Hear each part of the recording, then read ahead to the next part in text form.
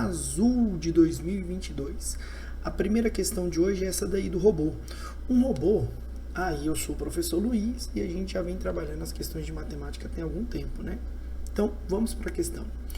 Um robô que tem um ímã em sua base se desloca sobre a superfície externa de um cubo metálico ao longo dos segmentos de reta, cujas extremidades são pontos médios de arestas e centro de faces. Ele inicia seu deslocamento no ponto P, centro da face superior do cubo. Segue para o centro da próxima face, converte à esquerda e segue para o centro da face seguinte, converte à direita e continua sua movimentação, sempre alternando entre conversões de esquerda e direita. Quando alcança o centro de uma face, o robô só termina sua movimentação quando retorna ao ponto P. A figura apresenta o deslocamento inicial desse robô. A projeção ortogonal descrita por esse robô sobre o plano da base após terminada sua movimentação, visualizada a posição em que a projeção ortogonal do trajeto descrito por esse robô sobre o plano da base, após terminada sua movimentação, visualizada da posição em que está se enxergando esse cubo, é qual? Então ele quer, do jeito que a gente está vendo aqui, o que vai acontecer nessa facezinha aqui, ó, inferior, nessa partezinha aqui de baixo. É isso que ele está querendo saber. Então vamos lá. As mágicas da internet e dos recursos de geometria me proporcionou ter a imagem que vai nos auxiliar. Então, professor, eu deixei escondidinho aqui para não tirar a surpresa, né? Então, o que eu fiz aqui? Eu trouxe para vocês aí o cubo já desenhado com essas facezinhas para facilitar a explicação para vocês. Olha só. Ele começou nesse ponto P. Eu vou me posicionar como se fosse o robô. Então, aqui é a minha esquerda e aqui é a minha direita, ó. Aí esse robozinho faz o quê? Ele sai aqui e vai até essa pontinha. Quando ele chega nessa pontinha aqui, ele desce até a face do meio. Aqui, quando ele virou para baixo, eu sei que esse continuou sendo o meu lado esquerdo e esse continuou sendo o meu lado direito. O que aconteceu aqui? Ele virou para a esquerda. Então aqui ficou a minha esquerda e do lado de cá ficou a minha direita. E assim era o esquema que você ia tracejando. Depois você viria para cá e assim sucessivamente. Eu tenho todas essas linhas aí representando. Vou pegar uma cor mais viva aqui, o verdinho, para eu poder marcar essa movimentação que ele fez aqui já. Se eu sair do ponto P, ó, tá vendo o ponto P aqui, ó, e seguir nessa direção, o que nós estamos fazendo é partindo desse ponto aqui, ó, e seguindo aqui nessa direção. Essa descida toda aqui, ó, na projeção ortogonal, é só esse pontinho. Essa ida para o fundo vai ser esse pedaço de cá. Aquela parte lá de trás, que ele virou à direita lá, ó, vai ser esse pedacinho aqui embaixo. Essa parte que ele desceu aqui, ó, é justamente o pontinho que está aqui. Depois ele percorre por aqui mesmo. Esses dois valores vão coincidir com ele caminhando por aqui e a minha parte verde, que é a projeção ortogonal. Depois, ele continua na face aqui, ó, no meio, ele virou para onde? Ele virou para a direita, para a esquerda e veio para cá. Mais uma vez, eu já tenho aqui, ó, a projeção ortogonal dele, que é essa parte verde que eu estou desenhando para vocês. Tudo que está em parte verde é a projeção ortogonal dele aqui embaixo. Depois ele sobe. Quando ele sobe aqui e chega até esse ponto, essa subida é só esse pontinho aqui, ó. Ele fica posicionado aqui, ó. Aí ele sobe. Depois, ele vira do meio lá, ó, até aqui, que é onde ele faz essa projeção ortogonal aqui embaixo, ó. Em seguida, ele volta para o centro dessa face voltada para a gente, que é esse pedacinho que está aqui em cima, ó. Aí ele sobe novamente para a face superior. Essa subida para a face superior vai ser um pontinho que vai ficar bem aqui, ó. E por final, ele fecha a imagem lá no ponto P, que é você voltar para o centro da nossa imagenzinha aqui, ó. Então, ele percorre esse retângulo de cá e esse retângulo de cá, contornando esses dois retângulos. Alternativa correta, letra A. Sem segredo, né? O segredo maior é a gente entender que ele estava virando à direita e à esquerda e fazendo o desenho e contornando o cubo. Era a maneira mais simples de você conseguir essa parte ortogonal. Então, da maneira que você já ia contornando, você já ia marcando essa parte ortogonal na base do cubo. Eu achei a forma mais simples da gente resolver dessa maneira. Vamos para a questão de número 61, 161, uma questão de área. Olha a geometria espacial, ou a geometria plana com a escala. Nós já tínhamos visto uma questãozinha de escala, tá aqui a questãozinha de escala, lá no início, olha que bacana. Vou até ver se eu consigo levar essa informação lá para a nossa parte 4 e colar ela aqui, ó. Que a gente já falou de escala. O que é escala? Escala é o tamanho do desenho dividido pelo tamanho real. Só que aqui a gente tem um detalhe, e vou mostrar esse detalhe para vocês ali daqui a pouquinho. Vamos à questão. Uma empresa de engenharia projetou uma casa com a forma de um retângulo para um de seus clientes. Esse cliente solicitou a inclusão de uma varanda em forma de L. A figura apresenta a planta baixa desenhada pela empresa, já com a varanda incluída, cujas medidas indicadas em centímetro representam os valores das dimensões da varanda na escala de 1 para 50. Então, o que está falando aqui? Ó? Que o tamanho do desenho de 1 centímetro corresponde a 50 centímetros no tamanho real. Não é isso? Então, vamos lá. O que ele quer descobrir aí? Ele quer a medida real da área da varanda. Então, primeira coisa que eu vou fazer é pensar na área. Eu vou calcular a área da varanda. Área da varanda. A área da varanda aí vai ser a somatório de duas outras áreas. Ó, eu vou dividir minha varandinha bem aqui, ó. Eita, divisão bonita. Bem aqui, ó. Porque aí eu vou ter a área desse retângulo aqui e vou ter a área desse outro retângulo em vermelho aqui, ó. Que eu vou chamar de área 1 e área 2. Então, vamos lá. Vamos calcular primeiro aqui, ó, a área 1. Ou você também poderia ter pensado em dividir a imagem de outra maneira. Você também poderia ter pensado aqui, ó. Dividir aqui, ó. Tanto faz. Você tinha duas possibilidades. Dividir aqui em vermelho também, ou dividir aqui em azul também. Você também tem dois retângulos. Eu vou chamar da área de vermelho de área 1. Vamos calcular aqui, ó, a área 1. E vamos calcular a área 2. Qual é o valor da área 1? A área 1 vai ser a multiplicação de 4 vezes 18,4, que é base vezes altura. E a área 2, professor? Aí tem um detalhezinho aí. Eu preciso descobrir, por exemplo, quanto que mede esse pedacinho aqui, ó. Esse pedacinho inteiro, a parte toda aqui, ó, que nós tínhamos antes, era 16. Só que agora eu preciso pegar esse 16 e tirar quanto?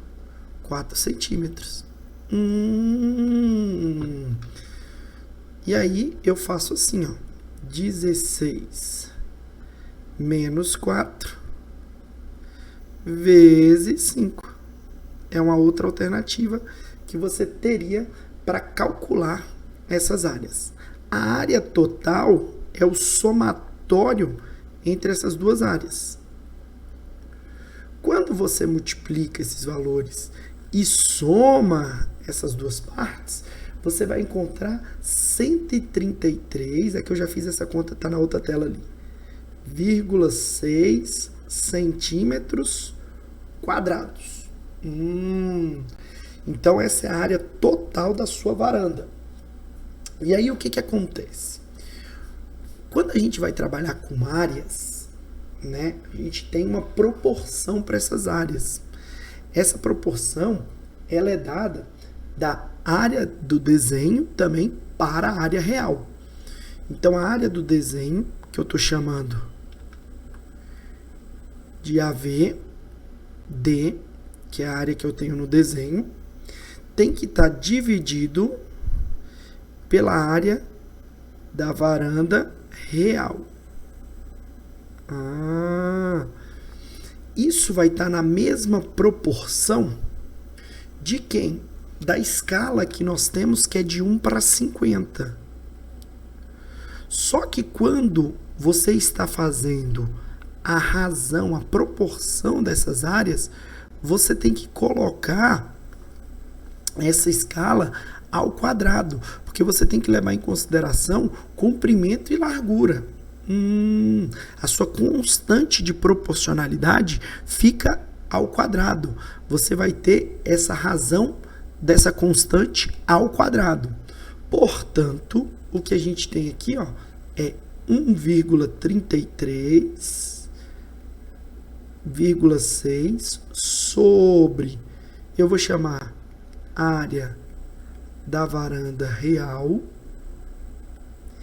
e isso vai ser igual a 1 sobre 2.500.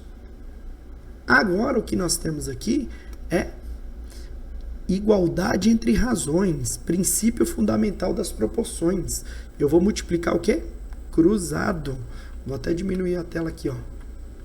Então nós vamos chegar que a área da varanda real, na realidade, vai ser igual a 133,6 vezes 2.500.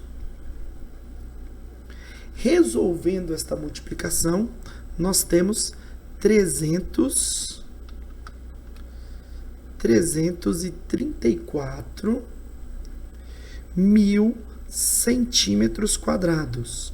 E aí nós ainda tínhamos que fazer essa transformação de medida para transformar isso aí, para passar este valor para metros quadrados. Então, do centímetro quadrado para o metro quadrado, ele volta 2 casas de medida, são 6 casas decimais. Então, o nosso resultado, a vírgula que está aqui, ó, 6 não, dá 4 casas decimais. Porque de centímetro volta centímetro, decímetro. É 2 para cada, então são 4 casas de decimais, 2 casas de medida. Essa vírgulazinha que está no final, ó, fica bem aqui, entre esses dois valores. Então, o nosso resultado é 33,40 metros quadrados. Alternativa correta, letra A. Tá aí, uma questão de escala, mais uma questão de escala envolvendo proporcionalidade de áreas. Fica uma dica aqui do professor Luiz Gordinho. Vocês trabalharem, vocês estudarem, vocês reverem questões que tenham proporcionalidade de comprimento, proporcionalidade de área e proporcionalidade de volume. Isso tudo vai depender da constante de proporcionalidade. Ela pode estar elevada ao quadrado, ela pode estar elevada ao cubo, ou só ser mesmo a constante de proporcionalidade. Então, isso vai depender do que você estiver querendo fazer com essas proporcionalidades. Uma questão muito legal, essas questões de proporcionalidade pontuam bem no Enem, porque elas são questões simplórias da gente fazer. Vamos para a questão de 162. Questão 162, essa é legal, essa é bem facinha. Essa é muito bacana, essa questão, para quem está trabalhando com a parte de proporção, de razão, é muito legal. Uma loja de roupas fixou uma meta de vendas de R$77 mil para um determinado mês de 30 dias. O gráfico mostra o volume de vendas dessa loja em real nos 10 primeiros dias do mês, entre o dia 10 e o dia 20 desse mês, nos seus dois únicos setores, infantil e adulto. Suponha que a variação no volume de vendas para o período registrado tenha se dado de forma linear. Então, vai manter a proporcionalidade aí. O que continua diminuindo das vendas de adulto vai continuar diminuindo na mesma proporção. E o que diminui na venda de crianças vai continuar diminuindo na venda das roupas dessas crianças, né?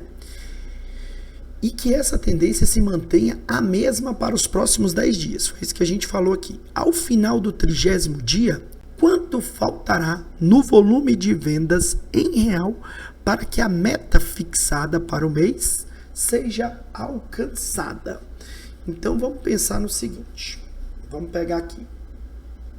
Deixa eu pensar aqui. Isso mesmo. Vamos ver quanto que vai diminuir aqui. O próximo bolinho aqui, ó, ia ter quantas mil roupas de adulto? O adulto, do 18 para o 15 mil, houve uma redução de quanto? De 3 mil. Então, ele falou que vai manter essa redução. Então, aqui fica com 12 mil. Da mesma maneira, vai acontecer para as crianças. Então, com as crianças, essas vendas vão ser de 6 mil. Então, o que eu vou fazer aqui agora? Eu vou somar o valor dos adultos. Quanto que ele vendeu para os adultos, quanto que ele vendeu de infantil, e depois eu vou ver qual é a diferença desses dois valores para com 77 mil. Somando os três valores do adulto, 18, mais 15, mais 12, 18, 15 com 12 dá 27, 27 com 18 dá 45 mil. Então, o volume de vendas foram 45 mil reais em roupas de adulto. Em roupas de criança, 6 com 7, 13, 13 com 8, 21, né? 8 mais 7 mais 6. Então, isso aqui, ó, tá dando 21 mil reais em vendas. O que vai acontecer aqui agora? Eu vou somar esses dois valores e eu vou ver que eles já venderam 66 mil reais. Então, a meta estabelecida pela empresa era 77. E eles só venderam quanto? 66. Então, eu vou calcular essa diferença. Eu vou pegar os 77 mil e vou retirar quanto? 66. Eu vou ter um valor de 11 mil reais a menos. Eu vou ter um déficit, né, nas nossas vendas de 11 mil reais. A alternativa correta, letra C. Bem fácil, uma questão de aritmética simples, né? Probleminha aí que dá para botar numa provinha de 6º ano, hein? Esse probleminha aí, alterando um pouco o linguajar, objetivando um pouco mais as questões, essa questão poderia caber numa prova de ensino fundamental, 6º aninho aí. Álgebra, né? Ou álgebra não, perdão, aritmética simples. Então tá aí, uma questão super fácil para a gente não perder tempo. Vamos para 167. Ou para 163. Questão 163, salário dos professores. Olha, quem dera eu ganhasse 8 mil reais, assim, só de olhar, né? Professor universitário não trabalha, só olha. Mentira, gente, estou brincando. Em uma universidade, atuam professores que estão enquadrados funcionalmente pela sua maior titulação, mestre ou doutor. Nela, há atualmente 60 mestres e 40 doutores. Os salários mensais dos professores mestres e de doutores são, respectivamente, R$ 8.000 e R$ 12.000. A diretoria da instituição pretende proporcionar um aumento salarial diferenciado para o ano seguinte, de tal forma que o salário médio mensal dos professores dessa instituição não ultrapasse R$ 12.240. A universidade já estabeleceu que o aumento será de 25% para os mestres e precisa definir esse percentual de reajustes para os doutores. Mantido o número atual de professores com suas atuais titulações, o aumento salarial em porcentagem a ser concedida aos doutores deverá ser de, no máximo, quanto em reais. Então vamos pensar no seguinte, vamos primeiro olhar para os mestres. São mestres.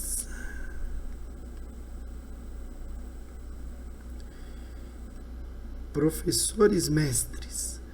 Eu tenho 60 professores mestres, recebendo hoje cada um deles R$ 8.000. Só que o que eu vou fazer? Eu vou dar um aumento para eles. Se eu aumento 25%, eu tenho que pegar 100% e acrescentar 25%. Então, eu vou multiplicar isso aí por 1,25, para ficar mais fácil da gente resolver. Tudo bem? E aí, eu tenho os professores doutores. Doutores. Os professores doutores são 40 professores doutores. Cada um está recebendo R$ 12.000. E eu vou dar um aumento para eles. Só que eu não sei de quanto que é esse aumento. Eu sei que é 100% mais a porcentagem que eu ainda não sei quanto que é. É isso que a gente está fazendo. Então, o que eu vou fazer aqui agora? Eu vou somar esses dois valores. E vou pegar isso aí e vou dividir. Vou pegar esse resultado aqui, ó. E vou dividir por quanto? Pela quantidade de professores. Que são quantos? 100 professores. Agora sim. Multiplicando aqui, ó. 60 vezes 8.000 vezes 1,25, eu vou ter 600 mil. Então, dos mestres, é 600 mil reais. Mas, eu vou pegar e vou multiplicar 40 vezes 12, 40, isso mesmo, dá 480 mil. Então, isso aqui, ó, é 480 mil. Só que esses 480 mil, eu vou ter que multiplicar por 1 mais P. E isso aqui não pode ultrapassar, quando eu pegar esse valor aqui, ó, e dividir por 100, não, mas aí vai estar, isso mesmo, dividir por 100. Não pode ultrapassar os 12.240. Beleza. Vou pegar esse 100 e vou jogar para o outro lado, só para facilitar minha vida com os cálculos. Então, vai ficar 600 mil, mais 480 mil,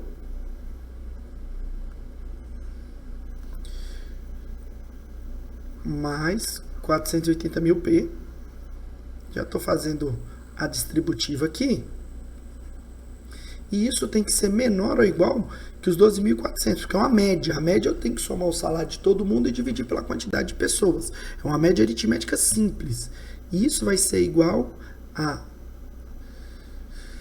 122.400. Não, é 1.224.000. Isso mesmo. Agora, eu pego este valorzinho aqui, ó. 600 mais 480, que estão somando e vai para o outro lado diminuindo. Então, eu vou ficar com 480 mil P. Tem que ser menor ou igual a esse 1.224.000. 224 milis menos 600 milis menos 480 mil. Portanto, esse nosso Pzinho aqui vai ser menor ou igual que, quando a gente fizer essa subtração, vai dar 624 mil. Isso. Então, vai ficar 624 mil dividido por 480 mil.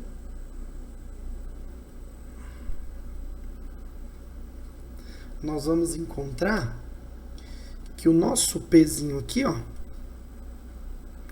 tem que ser menor ou igual a 0,30. Então a nossa porcentagem tem que ser menor ou igual a quantos por cento? 30%. Então, esse é o percentual de aumento dos doutores. É, no máximo, 30%. Não pode ultrapassar os 30%. Porque se você ultrapassa esses 30%, o que vai acontecer aqui nessas continhas aqui, família? O que nós vamos ter de problemas aqui? Quando a gente ultrapassar esse valor, eu não vou ter a média salarial que ele estipulou, que era de 12.240. Questãozinha aí, de novo, muito tranquila, de proporcionalidade, de porcentagem com média, né? Questãozinha de porcentagem com média. Bem legal, gostei dessa questão mesmo. Gostei dela, muito boa. Vamos para a questão 164 do borrifador. Vai trabalhar um pouquinho de unidades de medida. Vamos lá. Um borrifador de atuação automática libera a cada acionamento uma mesma quantidade de inseticida. O recipiente desse produto, quando cheio, contém 360 ml de inseticida, que duram 60 dias. Se o borrifador permanecer ligado ininterruptamente a cada 48 minutos, a quantidade de inseticida que é liberada a cada acionamento do borrifador em mililitros é de quanto? Primeira coisa que você vai fazer é fazer o seguinte: você vai pegar 60 dias e vai transformar isso em minutos. Eu vou pegar 60, vou multiplicar por 24 e logo em seguida eu vou multiplicar isso aqui por 60 de novo. Então, 60 vezes 24, 60 dias vezes 24 horas para descobrir quanto que 60 dias tem em hora. Depois eu pego essa quantidade de horas e multiplico por 60 para achar isso em minutos. Quando você fizer essa multiplicação, você vai encontrar 86.400 minutos. Agora o que eu vou fazer? Eu vou dividir isso em pedacinhos de 40 e 48 minutos, que é o tempo que o borrifador vai acionar. E eu vou ver quantas borrifadas vão ser dadas durante todo esse período de tempo. Então, eu estou pegando os 86.400 e estou dividindo por 48. Quando eu faço essa divisão, eu vou encontrar 1.800 borrifadas. Cadê? É isso mesmo. Borrifadas. Então, durante esses 60 dias, o equipamento vai dar 1.800 borrifadas de inseticida. Só que o que vai acontecer? Eu tenho que pegar todo o recipiente, que é 360 ml, e dividir em 1.800 borrifadas. Então, vamos fazer isso? Vou pegar o 360 e vou dividir por 1.800. Posso simplificar aqui, e aí eu encontro 0,2 ml por borrifada. Então, a alternativa correta, letra B. Uma questãozinha aí que envolve transformação de medidas. Muito legal. Bem facinha também. Questãozinha bem tranquila de transformação de medidas ensino fundamental na veia. Trabalha volume, trabalha um pouquinho de sexto ano aí, era aplicável ao oitavo ano também. Muito boa, gostei da questão. Vamos para a questão 165? Questão 165. Vamos lá. Define-se o dia e o ano de um planeta, de um sistema solar, como sendo, respectivamente, o tempo que o planeta leva para dar uma volta completa em torno de seu próprio eixo de rotação e o tempo para dar uma volta completa em torno do Sol.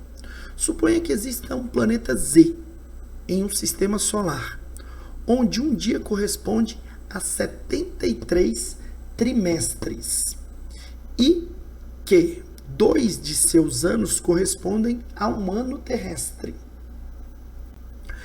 Considere um ano terrestre sendo 365 dias. No planeta Z, seu ano corresponderia a quantos dias? Galera, tá de sacanagem, né? Essa questãozinha aí é uma questãozinha de quê? Regra de 3 simples. Se 2 anos do planeta Z corresponde a um ano do planeta Terra, então eu tenho que o planeta Z vai ter 182,5 dias terrestres. Aí você vai fazer uma regrinha de 3 bem simples, ó. Você vai ter assim, ó, dias do planeta Z.